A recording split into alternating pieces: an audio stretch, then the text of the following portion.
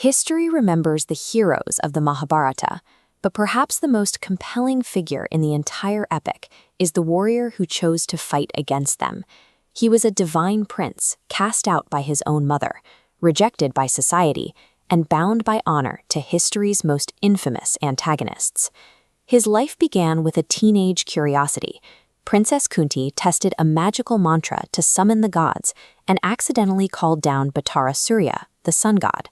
The result was a child born out of wedlock, a miracle that doubled as a royal scandal. To mark his divine heritage, the infant was born with golden armor and earrings, the kutang kawacha and kundala, permanently fused to his skin. Terrified of the social consequences, Kunti sealed the newborn in a box and abandoned him to the river, hoping the currents would bury her secret forever. The child was found and raised by a royal charioteer named Adirata. Before he could even speak, his royal destiny was traded for the life of a lowly servant. They named him Basusena.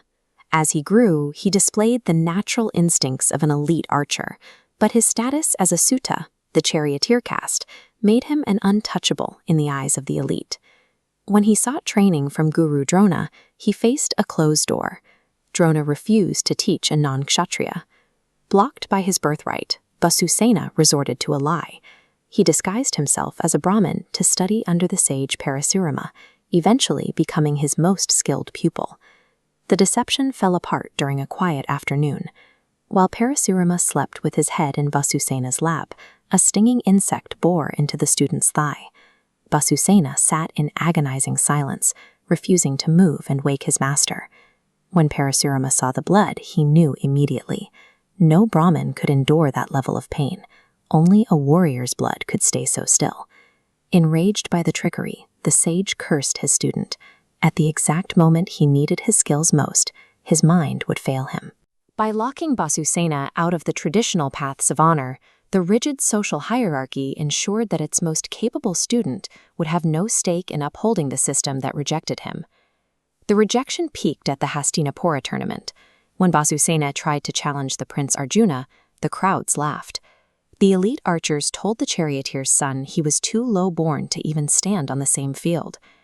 That was when Suyudana stepped forward. The leader of the Kurawas saw the archer's pain and publicly defended him, silencing the mocking crowd. To bypass caste rules, Suyudana crowned him king of Awanga. He provided the legitimacy society had denied. This rewired the archer's moral code. Universal dharma was replaced by satya, absolute personal loyalty to the man who treated him as an equal. Suyudana had purchased Karna's eternal devotion, not with wealth, but with the respect that the rest of the world had ruthlessly withheld. This bond is tested to its extreme in the Javanese wayang story Suryaputra mauling. It presents a moral dilemma that forces Karna to choose between his own heart and his master's honor. Karna falls deeply in love with Princess Devi Srutikanti, but there is a complication. She is the woman already chosen to be the bride of his savior, Suyudana. Driven by love, Karna kidnaps the princess. He knows this is a betrayal of the highest order, and he waits by his chariot fully expecting Suyudana to execute him for the insult. When Suyudana finally catches them, he offers forgiveness instead of a sword. He recognizes that Karna's happiness and their shared alliance are more valuable than a political marriage. Suyudana's logic was pragmatic. A forced marriage was a minor loss compared to the absolute gratitude of the most powerful warrior in his kingdom. Karna repaid this grace immediately. He marched into battle, crushed the Kalakarna rebellion, and delivered the usurper's head to his king as a sign of his renewed oath. Every action from this point forward was an act of repayment. Karna had surrendered his own agency, committing his life to serve as the primary instrument of Suyudana's ambition. The debt eventually led Karna to the fields of the Bharataya Yuddha War, a massive conflict where millions gathered to settle the fate of the throne. It was here that Kunti revealed the final, devastating secret. Karna was the eldest Pandava. The man he was destined to kill, Arjuna, was his own biological brother. He was caught in an impossible vice: join his true family and the side of universal righteousness, or stay with the friend who stood by him when his mother did not. Karna chose the man who had given him a crown over the woman who had given him a river. He refused to abandon Suyudana, even if it meant fighting his own blood. Karna rides out to the front lines, fully aware that his chosen alliance is doomed. He isn't fighting for a victory he believes in. He's fighting to fulfill a promise he cannot break.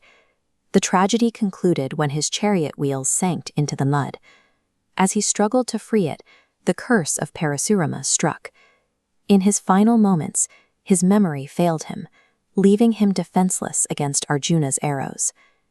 Karna's story asks a difficult question about the nature of a good life.